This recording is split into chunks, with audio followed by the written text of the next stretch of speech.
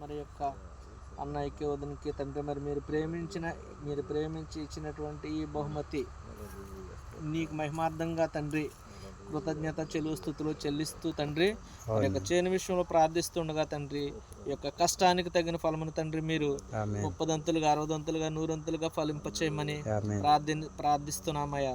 యేసయ్యానికి స్తోత్రాలు తండ్రి. ఇదిగో తండ్రి, చేను నిమిత్తం తండ్రి మీరు ఎంత గొప్ప కార్యం చేస్తావో నీకు తెలుసు తండ్రి.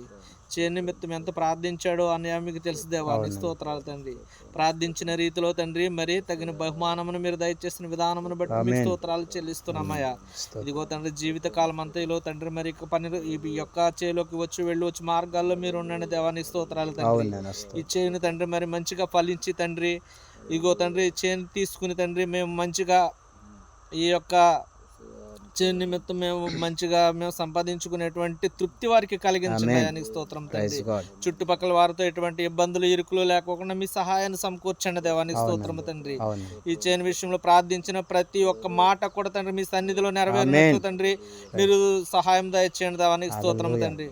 ఈ యొక్క అన్ని విషయాల్లో మీరే తోడుగా నేడుగా సహాయం చేసి మళ్ళీ మేము తిరిగి వెళ్ళి ప్రయాణాల్లో మీరు తోడుగా ఉండమని మా ప్రియ రక్షకుడు యేసుక్రీస్తు వారి అతి శ్రేష్టమైన నామాన్ని ప్రార్థించి బ్రతిమలాడి పెట్టుకుంటున్నాం తండ్రి. ఆమేన్ ఆమేన్ ఆమేన్ ఆమేన్.